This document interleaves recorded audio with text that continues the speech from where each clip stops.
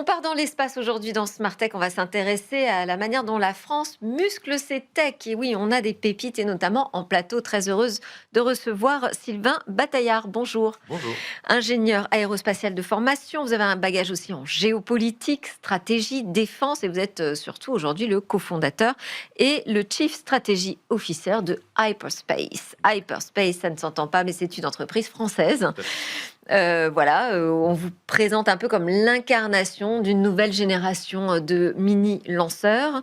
Donc vous allez nous raconter un petit peu ça, votre technologie, comment vous vous positionnez et surtout comment la France peut se positionner et l'Europe même dans cette conquête spatiale.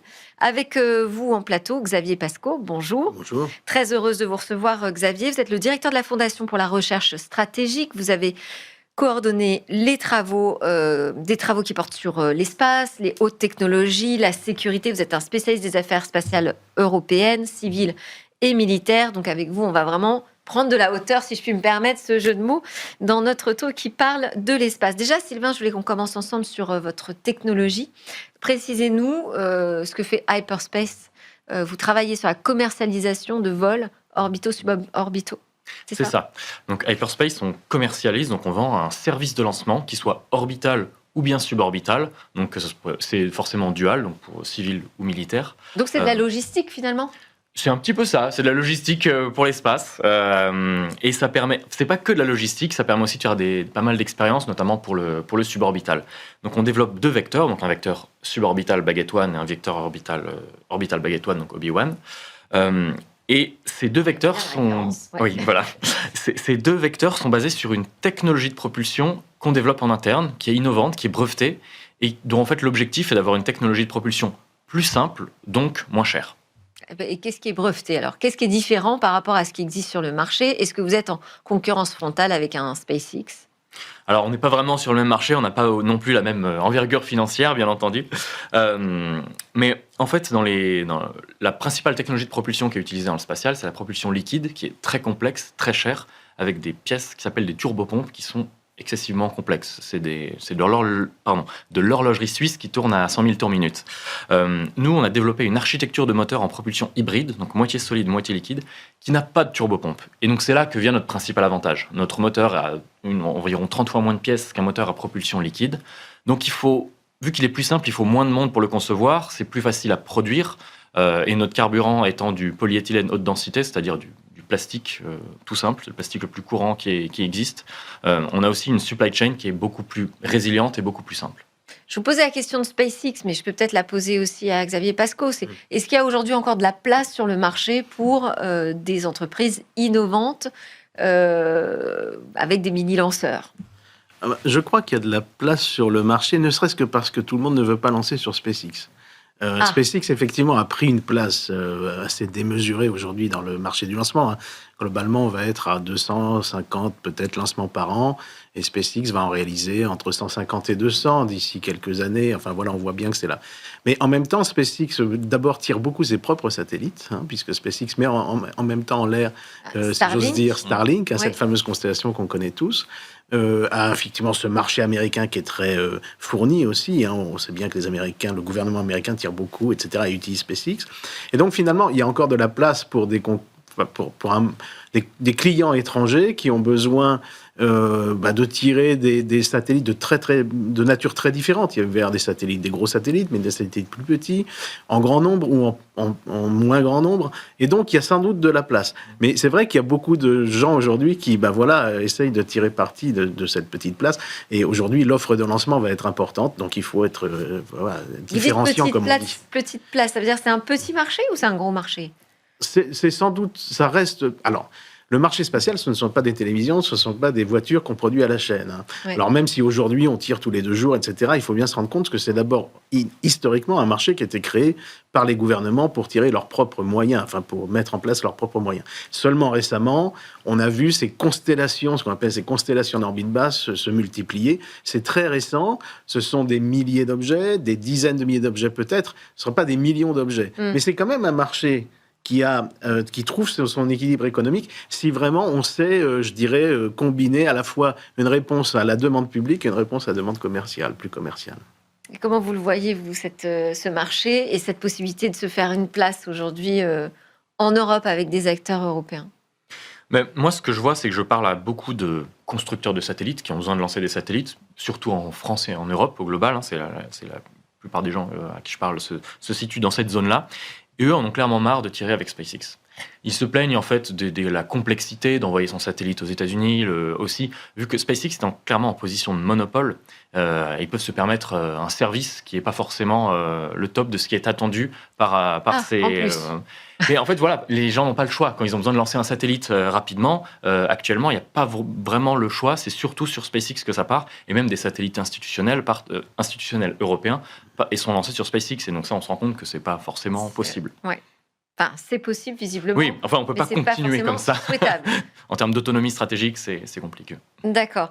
Qu'est-ce que ça représente aujourd'hui l'idée de créer vraiment, de partir en fait vous créez votre start-up, vous avez breveté votre technologie, d'arriver à vraiment un passage à l'échelle et de créer avec d'autres entreprises autour de vous un véritable écosystème européen. Qu'est-ce que ça représente comme défi aujourd'hui? Parce qu'on n'arrête pas de nous dire finalement on a des talents, on a des technologies, on a des startups.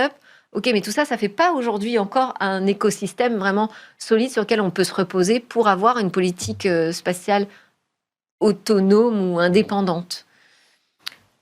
Xavier? Je pense, mais alors, voilà, je laisserai répondre sur la partie, je dirais, la plus terrain. D'un point de vue, si on prend un peu de recul par rapport à l'activité spatiale européenne aujourd'hui, on voit bien que, effectivement, les talents sont là, les entreprises, les technologies européennes sont au top des technologies mondiales.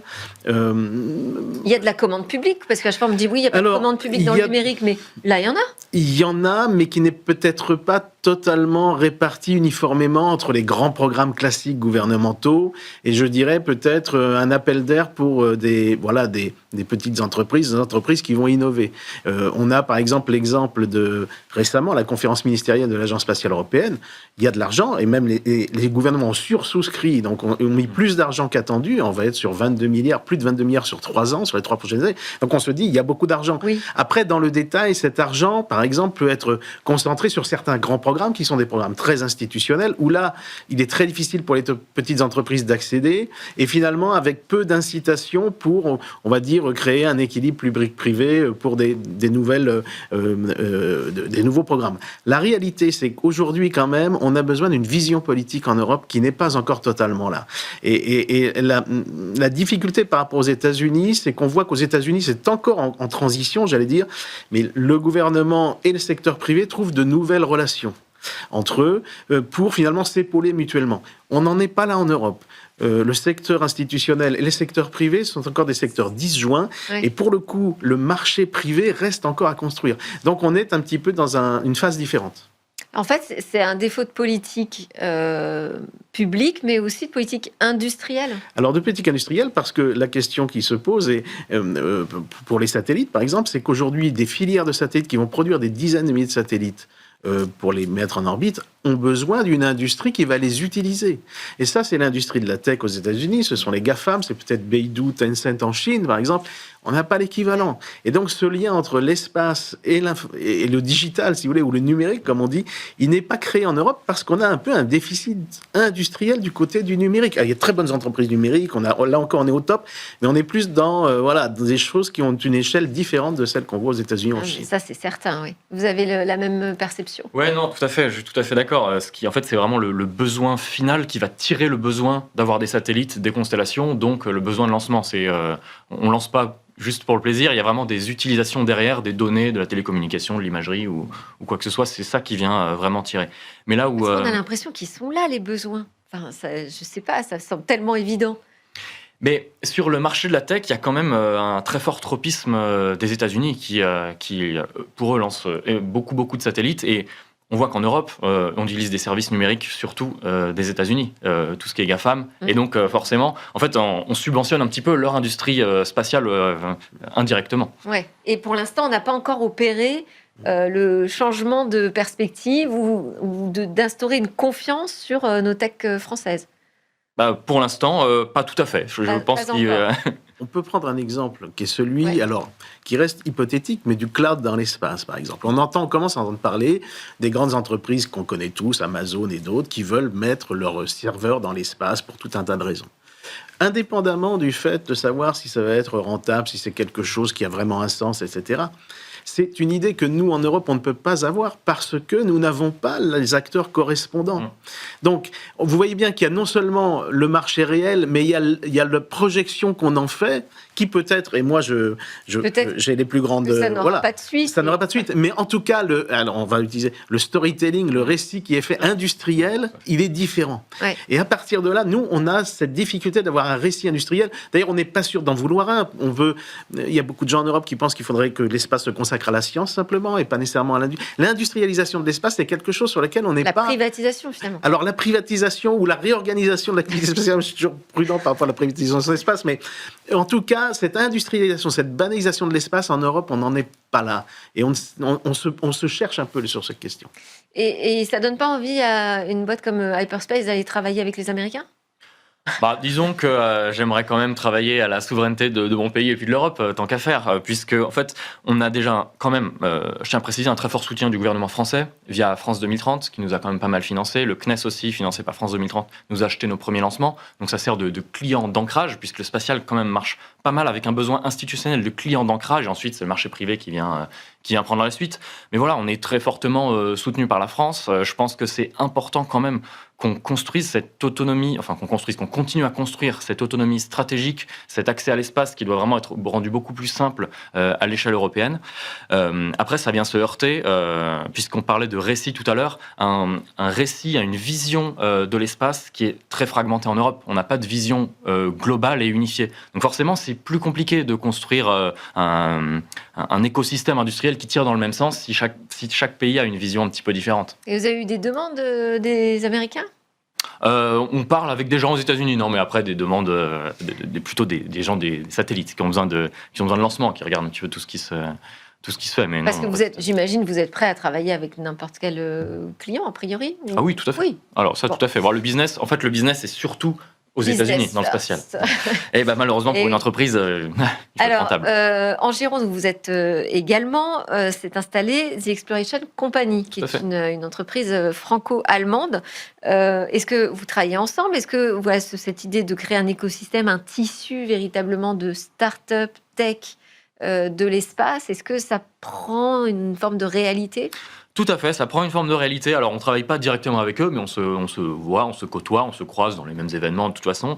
Et ce qui est intéressant, c'est qu'on attire toute la chaîne industrielle qui est avec, c'est-à-dire les sous-traitants qui font des technologies spécifiques, comme là, je pense au composite, je pense à tout ce qui est maîtrise des fluides cryogéniques, par exemple, qui viennent s'installer pas trop loin. Et en fait, ça vient un petit peu cristalliser c'est un écosystème technologique et industriel qui était quand même déjà présent en Aquitaine, autour de Bordeaux. Il y a 3 sites Ariane Group, un site Safran, un Dassault, un Thales. Bon, il y avait déjà du monde. Mais l'aspect New Space vient rajouter encore une couche et c'est intéressant d'avoir tout un écosystème localisé presque au même endroit. Ça marche, ça, de traverser la rue pour aller discuter d'un projet ? C'est vraiment plus simple ou ça ne change pas grand-chose ? Non, c'est toujours plus simple, je trouve, d'être en local. Quand même, ouais. C'est toujours plus simple, ouais.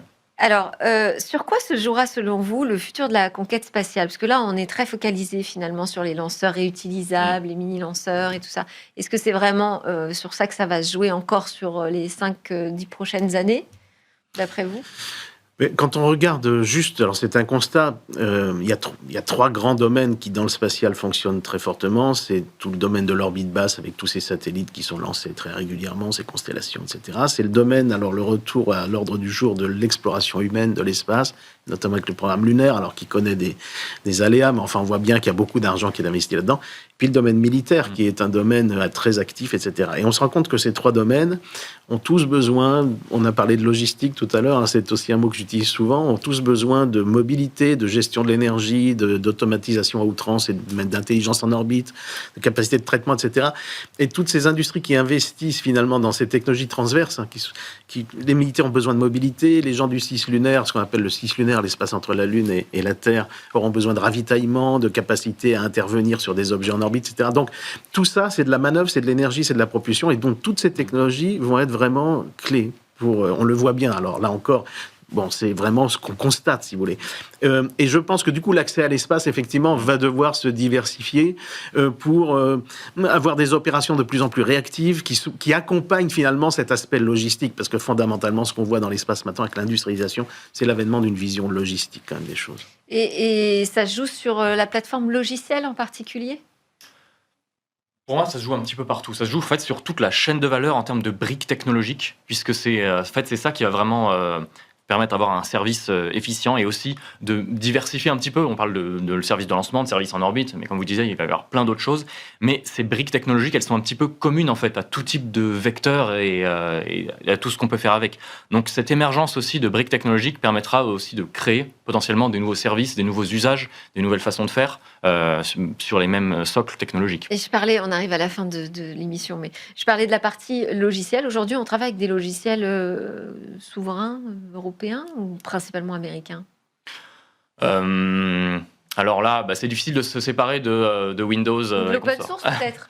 Alors l'open source, ouais, de plus en plus. De plus en plus, open source, on essaye d'avoir un maximum de l'open source. Vous êtes tendu Ça permet également de baisser les coûts. C'est aussi un avantage, mais à l'heure actuelle, c'est quand même difficile de se défaire des GAFAM, des grands géants de la tech US. Merci beaucoup Xavier Pascaud d'avoir été avec nous, directeur de la Fondation pour la recherche stratégique, et Sylvain Bataillard, CSO et cofondateur d'Hyperspace. Je vais y arriver. C'était Smart Tech. Merci à tous de nous suivre avec une grande fidélité. Je suis ravie de vous présenter cette émission. Elle a été préparée par Émilie Roche à la réalisation des équipes de Bismart. On se retrouve très vite. À bientôt.